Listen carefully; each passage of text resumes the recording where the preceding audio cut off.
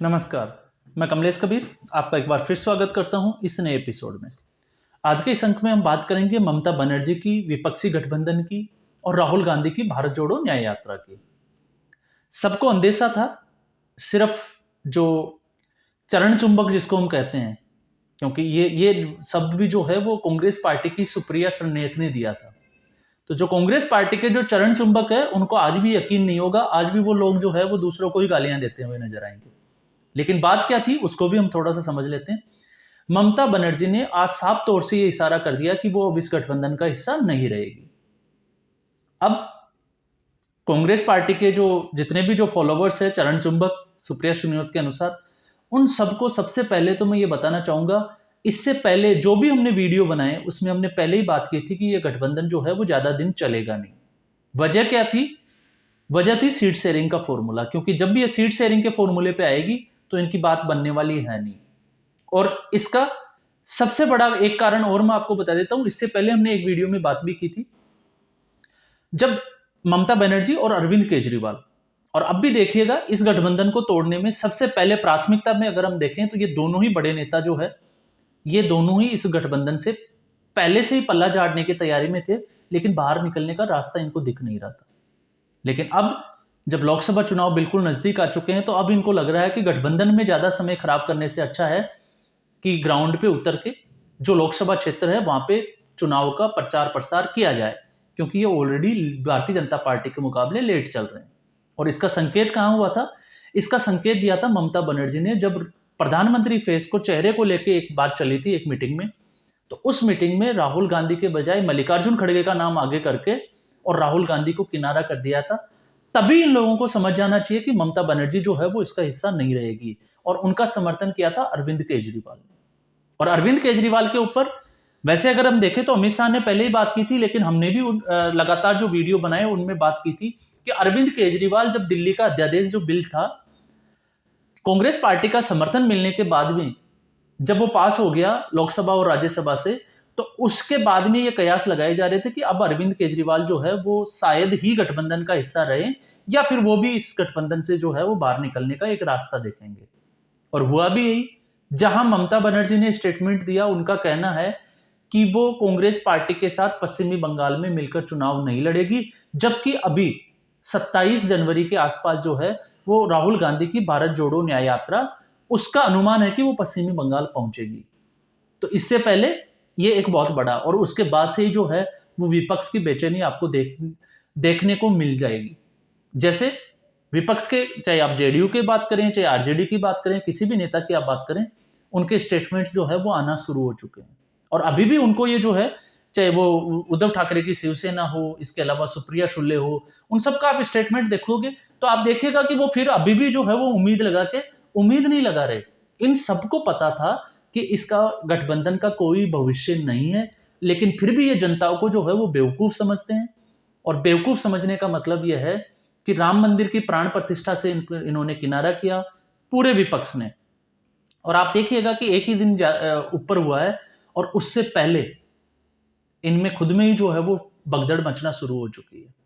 और ये भगदड़ जो है वो अभी खत्म नहीं होगी, ये पूरे राम मंदिर के पास तक जाएगी। इन सभी नेताओं को जो है वो राम मंदिर जाना ही पड़ेगा, ये मैं दावे के साथ कहता हूं। जैसे ही लोकसभा चुनाव आएगा ये सब राम मंदिर में आपको मिलेंगे। और क्यों मिलेंगे? सिर्फ जीत की दुआएं करने के लिए। तो ये स्थिति जो है वो विपक्षी गठबंधन की हो चुकी है। हालांकि 2024 में राम मंदिर की प्राण प्रतिष्ठा में नहीं जाके इन्होंने जो है वो भारतीय जनता पार्टी को बहुत बड़ा मुद्दा दे दिया। लेकिन इससे भी बड़ा मुद्दा जो है, अब लोगों के जो मतदाता जो है उनके दिमाग में क्या संदेश देना चाहते हैं, अब ये बात जो है वो बची थी। तो उसकी रही सही जो कसर है वो ममता बनर्जी और अरविंद केजरीवाल ने पूरी कर दी। इससे पहले भी ममता बनर्जी ने, आपको पता हो तो इससे पहले मीटिंग में उन्होंने हिस्सा नहीं लिया था, जब वर्चुअल मीटिंग हुई थी। और उस वक्त भी उन्होंने एक स्टेटमेंट दिया था कि वो सीट शेयरिंग के फॉर्मूले पे जो भी कोई बात होगी दिल्ली में, वो उसमें जो है वो प्रेजेंट नहीं होगी, ना वो किसी को तृणमूल कांग्रेस पार्टी के किसी बड़े नेता को उस मीटिंग में भेजेगी। और उन्होंने साफ तौर से कहा था कि 42 सीटों वाले पश्चिमी बंगाल में वो सिर्फ कांग्रेस पार्टी को 2 सीटें दे सकते हैं। तीसरी सीट की जो गुंजाइश है, उन्होंने कहा था अगर सोनिया गांधी बशर्ते अगर खुद फोन करती है तो वो तीसरी सीट देने के लिए तैयार है। मतलब कि अगर तीसरी सीट चाहिए तो सोनिया गांधी को भी ममता बनर्जी के पैरों में पड़ना पड़ेगा। लेकिन सोनिया गांधी ने फोन किया या नहीं किया, वो हम उसकी बात नहीं कर रहे कि 3 सीटें क्या कांग्रेस पार्टी जो है वो उसके लिए जो है वो सफिशियंट है कि वो 3 सीटों पे जो है वो मान जाएगी। तो इसी पे अंदाजा लगाया जा सकता था कि ऐसा कुछ होने वाला नहीं है।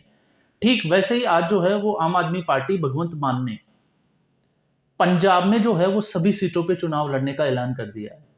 अब वो भी कांग्रेस पार्टी के साथ पंजाब में जो है वो कोई गठबंधन नहीं चाहते। तो ये है विपक्षी गठबंधन का अस्तित्व। हमने पहले ही बोला था जनता को ये बेवकूफ बना रहे हैं, और ये बेवकूफ कब से बना रहे थे वो भी हम समझ लेते हैं। जब चुनाव लड़ने की और सीट शेयरिंग के फॉर्मूले की जब बात आनी थी तब ये बात नहीं कर रहे, तब इनको अध्यक्ष पद का सर्जन करना था, उनको कन्वीनर के ऊपर बात करनी थी। जबकि विधानसभा चुनाव में जो है वो 60 से 70 दिन, मान के चलिए कि अब ज्यादा दिन समय जो है वो बचा नहीं है। 1 महीने के अंदर अंदर जो है वो चुनाव आयोग इसकी घोषणा करने वाला है, उसके बाद आचार संहिता लग जाएगी। तो तब इन जो जितने भी जो विपक्षी जो पार्टियां हैं उनके पास कितने दिन बचेंगे। और उस स्थिति में आप एक चीज और देखिए कि किसी भी स्टेट की जब गठबंधन की हम बात करते हैं तो आप इसको ऐसे भी समझ सकते हैं, जब इनको यही नहीं पता कि कांग्रेस पार्टी को उत्तर प्रदेश में कौन कौन सी सीट पे चुनाव लड़ना है, समाजवादी पार्टी को कौन कौन सी सीट पे चुनाव लड़ना है, तो फिर इनके जो नेता है वो कब जाके जो है वो अपने क्षेत्र में प्रचार करेंगे, लोगों को बूथ लेवल पे जो है वो कार्यकर्ताओं से मीटिंग करेंगे, तो ये तैयारी कैसे करेंगे, इससे भी आप अंदाजा लगा सकते हैं कि ये सिर्फ और सिर्फ जो है वो लोगों के साथ एक मजाक है जो चल रहा था और ये चलता रहेगा। लेकिन अब जो है वो उसके सब ये समाप्ति की ओर है। अब इस पे जो है वो दी एंड फुल स्टॉप लगने वाला है, और ये अभी नहीं है, और दूसरी पार्टियां जो है बहुत जल्द जो है वो इसकी घोषणा करने वाली है। और उसके बाद में क्या होगा, फिर उसके बाद में यही पार्टियां जो है वो एक दूसरे से कुर्ताफाड़ प्रतियोगिता में पहुंच जाएगी। और कुर्ताफाड़ प्रतियोगिता का मतलब यह है कि एक दूसरे के ऊपर आरोप और प्रत्यारोप। जिस अरविंद केजरीवाल के साथ आज आप ये लोग जो है वो गठबंधन की बात कर रहे हैं, कल ये इसी केजरीवाल को जो है वो दिल्ली के शराब घोटाले के ऊपर जो है वो घेरते हुए नजर आएंगे, चाहे भी फिर वो पंजाब की आम आदमी पार्टी हो, चाहे फिर वो दिल्ली की आम आदमी पार्टी हो। ठीक ऐसे ही तृणमूल कांग्रेस, ममता बनर्जी की पार्टी और अरविंद केजरीवाल की पार्टी में कोई ज्यादा बहुत फर्क है नहीं। क्यों नहीं है उसको भी हम समझ लेते हैं। वो इसलिए नहीं है क्योंकि ममता बनर्जी के भी मंत्री जो है वो भ्रष्टाचार के आरोपों में जेल में हैं, उनके वहां पे ईडी के छापे पड़ रहे हैं, और ठीक ऐसी स्थिति जो है वो दिल्ली में आम आदमी पार्टी की सरकार की है। तो दोनों पार्टियां एक जैसी है, और दोनों पार्टियां अरविंद केजरीवाल ममता बनर्जी का समर्थन करते हैं और ममता बनर्जी जो है वो अरविंद केजरीवाल का। दोनों का ही सपना एक महत्वाकांक्षी, क्योंकि वो हर कांग्रेसी को यहाँ पे समझना चाहिए कि ममता बनर्जी भी पहले दिन से केंद्र की राजनीति में नेतृत्व करने के लिए जो है वो अपने आप को देखती थी, और वही सिचुएशन जो थी वो अरविंद केजरीवाल, क्योंकि अरविंद केजरीवाल भी एक सपना देखते हैं कि वो भारत के प्रधानमंत्री बनेंगे। और ऐसी स्थिति में दूसरा जो आता है, जहां पे कांग्रेस पार्टी जो है वो राहुल गांधी का चेहरा चमकाने के लगी हुई है, तो उनका भी एक ही जो मकसद है वो है राहुल गांधी को प्रधानमंत्री बनाना। तो जब एक यहाँ फेस की बात नहीं है, जब बात आती है कि प्रधानमंत्री नरेंद्र मोदी के सामने इनका प्रधानमंत्री का फेस कौन होगा, तो ये लोग तय नहीं कर पाते, क्योंकि इनके नीतीश कुमार का अपना सपना है, वो भी चाहते हैं कि वो प्रधानमंत्री बने, और लालू प्रसाद यादव का जो सपना है वो उनसे भी बड़ा है। वो ज्यादा चाहते हैं कि नीतीश कुमार जो है वो केंद्र की राजनीति में सक्रिय हो जाए, तो उनके बेटे जो तेजस्वी यादव है उनको मुख्यमंत्री का पद मिल जाए।